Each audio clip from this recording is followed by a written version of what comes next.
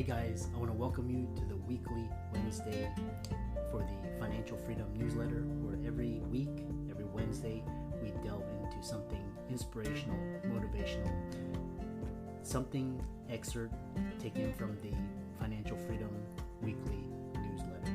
Wherever you are, if you're listening on Spotify, on iTunes, Google, be sure to click the like, subscribe, share, comment. And without ado, let's get into the show. Hey guys, welcome to this week's podcast episode for the Financial Freedom Podcast. I'm really excited about today's guest. She's raw, she's authentic, she's honest. Her name is Angie Colee, and she helps entrepreneurs, founders, and company leaders get better at peopling. But most importantly, she's a podcast host titled Permission to Kick Ass. Today is talking about a FU fund, living life on your terms. And I love people taking control of themselves and in this very chaotic, crazy world. So Angie, welcome. Hey, thank you. That's like, I need to record that and set that as my ringtone. That just feels like such a great way to wake up the hype squad. Thank you so much. Yeah, I know. Tell people, about your story, and we will talk, get into it. It's going to be a very interesting conversation. So many interesting ideas. Oh, yeah. Well, I mean, if we go back about 13 years, and I promise I won't get too long and involved, I thought I was going to make a career in TV development. That is where I got my master's degree. I did all my internships, and I got laid off from the Oprah Winfrey Network. Darn it. Like, there goes that dream. And then, of course, it was a hard time to get work in LA. It was right around the Great Recession, is still in full effect. And I was in real danger of losing my apartment. And so I read this book about, just on a whim, about copywriting, which is a form of advertising writing, and just decided, yeah, I could do that.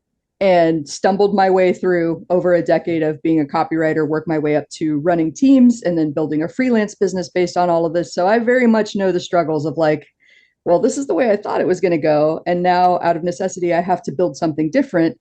And I'm not necessarily a great builder, so I'm going to have to stumble and fumble my way through this and figure it out. And I made every mistake in the book building my writing career. I set prices based on what I thought people could afford. I really didn't have much in the way of savings to support myself. I didn't really believe in the value that I had to offer people, because I always got that message that starving artist, right? If you go after a writing career, you're going to be fighting it out for pennies. Not actually the case. You get to set your own prices, and you get to decide if you're going to be, the caviar, or if you're going to be fish sticks, and serve people accordingly, right? And there's nothing wrong with either of those. There's a time and place for fish sticks, and there's a time and place for caviar, but you get to decide where on that spectrum you fall. Yeah, I love it. Yeah, that's kind of like the super high level. I love your approach to life, and really, because you realize that people that are still W-2 and have to punch in and clock out, submit time and all of that, they don't realize that basically your life is in your control, and they still think there's still these ideas around job security, but slowly, as life is digitized and the internet and blockchain and social media, AI, more and more people, especially after 2020, realize that they have to go out and create their income. So, and you did it as well. Yes. So one thing is, and I love this idea of, you have it, I love how you structure it. You have this, no fluff, just results, a contrarian approach. Mm-hmm. And, tell us about that. Well, that one I think is to team and client management. And that I am a coach for one of my friends' programs that teaches freelancers to build a more sustainable business. And there's a whole lot of permission seeking in this, especially for those of us. And I'll say the same thing, like I came from a corporate world too.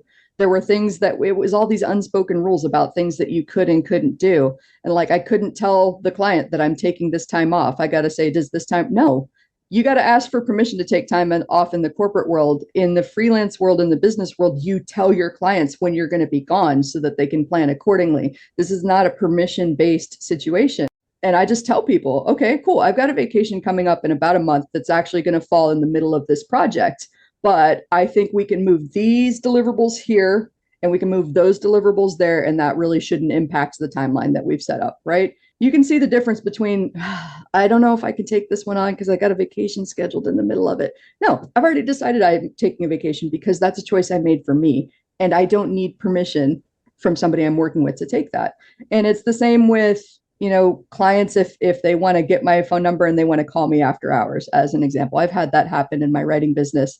And I say, unlike in the profession, we don't deal in saving lives in writing. We really don't, unless it's just, stopping an existential crisis. So there's no emergency in advertising writing that would necessitate somebody being able to get a hold of me at midnight. So they don't get my phone number. But I don't tell them all of that because that would be a little bit too much upfront in your face sass. So I say, hey, actually, I communicate better via email. So that is the fastest way that you can get a hold of me. And if something comes up that we can't solve via email, I'm happy to set up a Loom video or a Zoom call and we can talk it out. But they don't get my phone number. And no matter how much they persist, I just keep saying, I communicate better via email. You'll have much better results if you can email me. I love this. And what you're describing is setting boundaries and basically protecting your energy from leeches and, naysay, just people just trying to grab your time and attention and you're just kind of pulled everywhere. Yes. Yeah. Then you talk about stop. I love this. Stop playing nice. And, yes. there's this idea of describe it more. Well, I think the interesting thing that I learned over the course of building my own business was that I had, especially being socialized as a woman, right? I didn't want people to not like me. I thought if somebody didn't like me, that was the end of the business relationship. And it led me to being a little bit timid in the way that I dealt with people. And I'd be like, is that okay? What really happens when I acted that way was that they didn't like me, because they were hiring somebody to come in and be a business leader to tell them, okay, I see this gap. Here's how I think we should approach this. This is what I need from you. This is the timeline that we're on. And like, bam, bam, bam. I know what I'm doing. So it's not rude. It's not mean. It's not demanding to come into a situation where someone's paying you to be the expert and say, this is how I work. This is what I need from you. If we're going to be successful, let's all collaborate on this. And of course, if something doesn't work along the way, we'll fix it.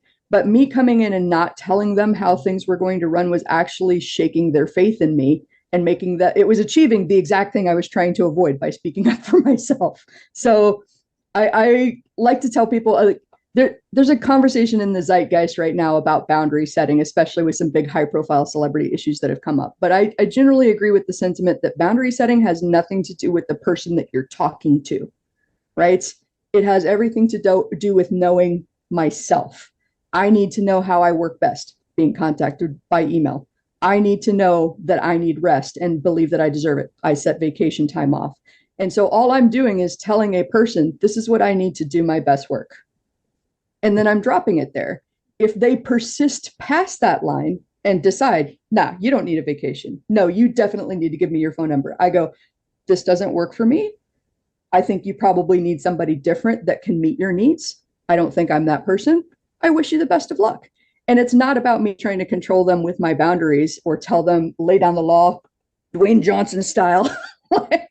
I just tell them what I need. And if they can't meet that, that's cool. That's cool. We're humans. There's 8 billion more people in the world I can talk to. It's fine.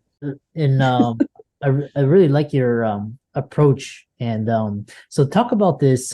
It's always been talk about this idea of this people talk about FU money or FU fund. Oh yes, we're talking about that backstage.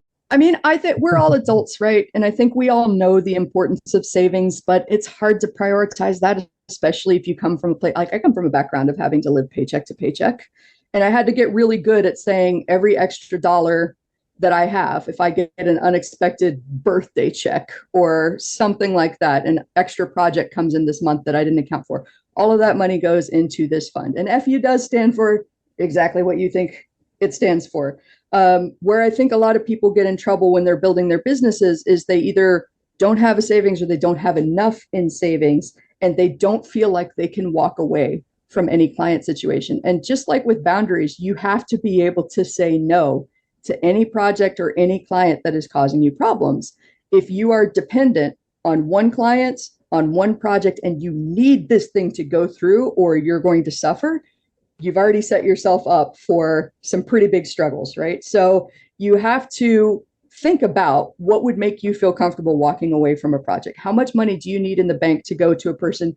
Hey, unfortunately, I was really excited about working together. This is not working for a variety of reasons. So what I'd like to do is offer you this refund back. I'm going to refer you out to someone else because I don't think I can complete this project. And does that disappoint them that I can't stay on and finish the project? Yes. But can I tell them no in a professional way that has them going, okay, well, that makes sense. That's fine. Yeah, I don't know if that answered the question entirely, but like having that in the background, letting you know that no matter who you're talking to and what kind of money they offer to throw at you, if it doesn't work for you, if it makes you feel icky, if you feel disrespected or pushed, you don't have to continue working with them because it's not going to ruin you financially. Yeah. And that's the ultimate, it's freedom. Basically, it's freedom. You have, you don't need their money. You can create your own. I have a really good friend that, she's a digital nomad, but she's a thriving coaching business. And she has this saying that was really interesting was 5 words. It's, this isn't working for me. And basically, you just, if things aren't working out and you basically just tell them and move on, and if there's no hard feelings, you just, I love that. The other question is basically in this day and age, if you could go back to your, original self, what would that one piece of advice be? My goodness. If I could talk to a younger me, I would probably throttle her, first of all, because younger me was very, very stubborn. I knew everything in my 20s. I don't know if that's true for you or not. It certainly was the case for me. Now, the older I get, the more I realize I don't have any idea how anything's working. Yay me for surviving.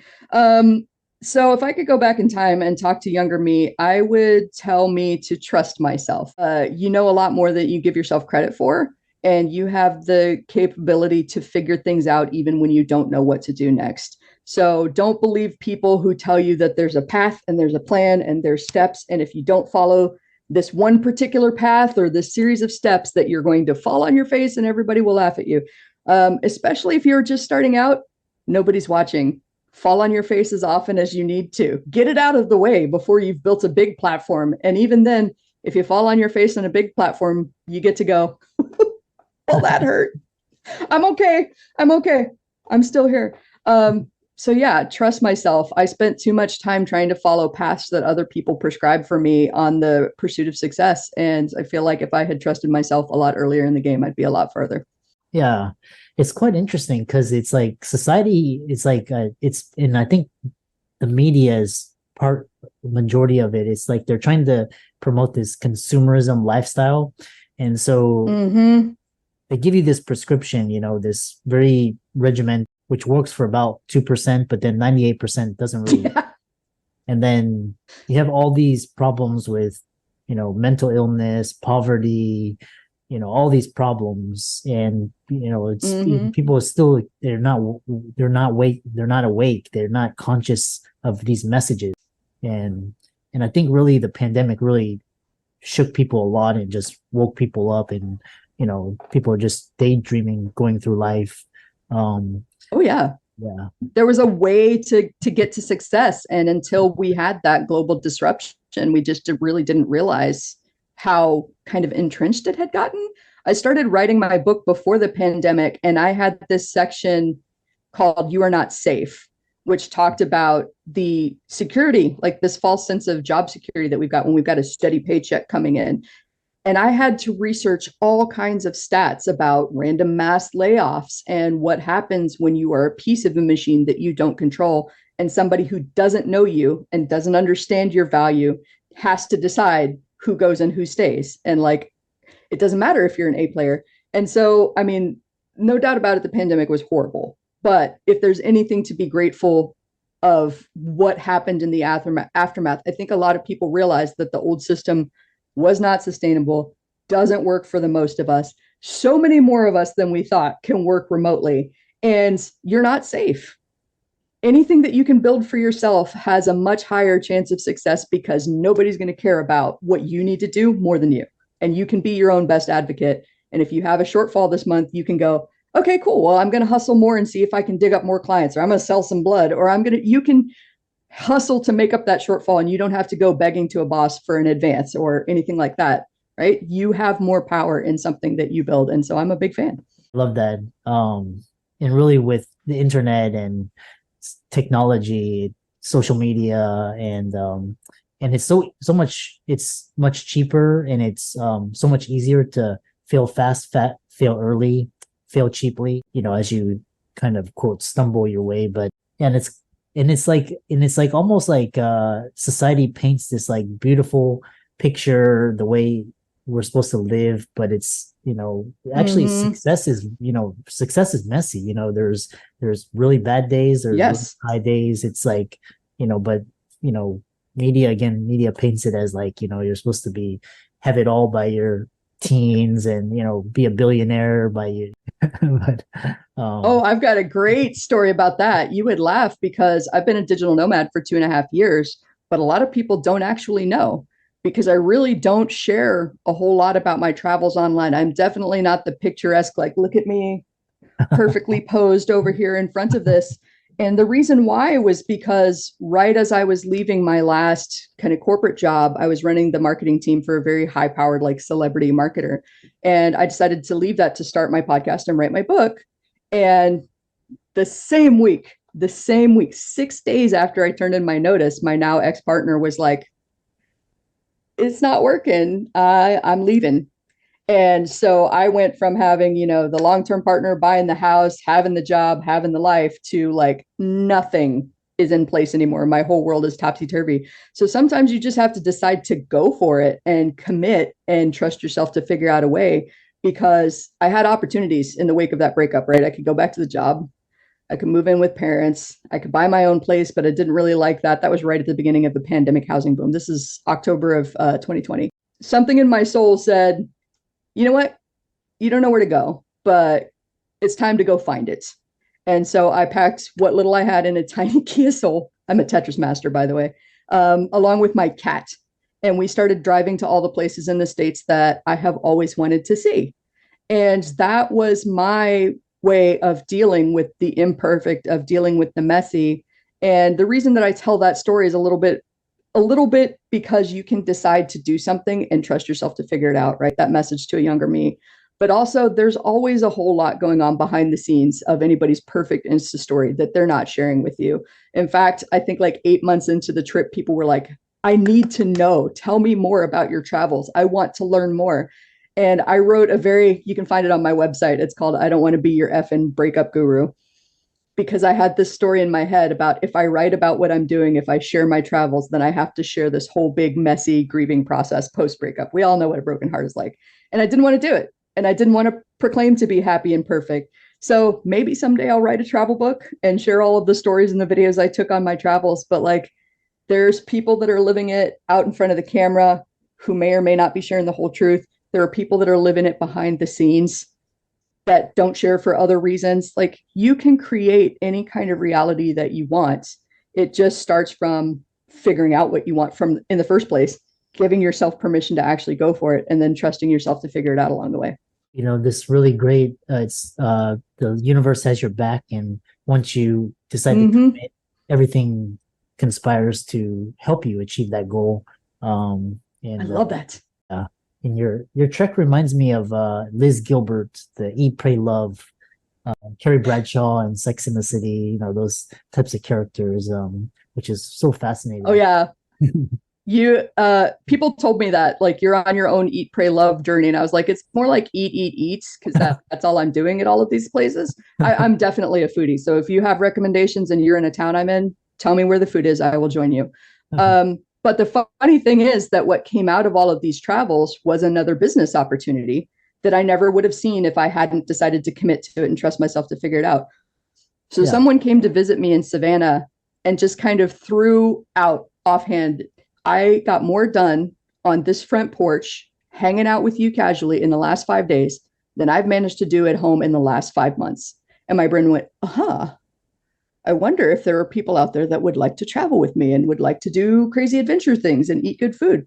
And so I started talking about this idea with a business buddy of mine who throws out, yeah, you should sell it. It's a retreat. Call it Eat, Play, Launch.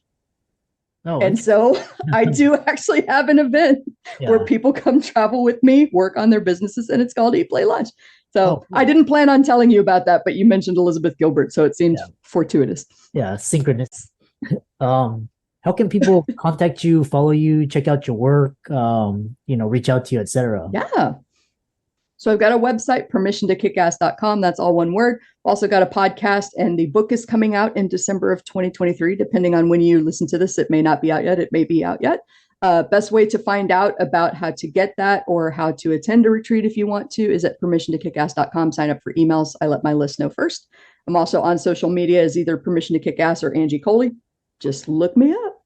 And for all the audience out there, let's thank Angie for coming onto the show. Really engaging fireside chat conversation. I love this, just this idea of becoming your own. And she's also the host of Permission to Kick Ass. All these links will be in the show notes. And thanks so much for coming onto the podcast. Yes, thank you so much for having me.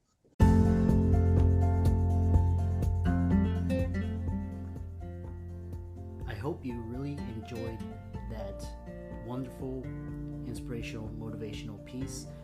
Again, wherever you are listening, if you liked it, be sure to like, comment, share, subscribe.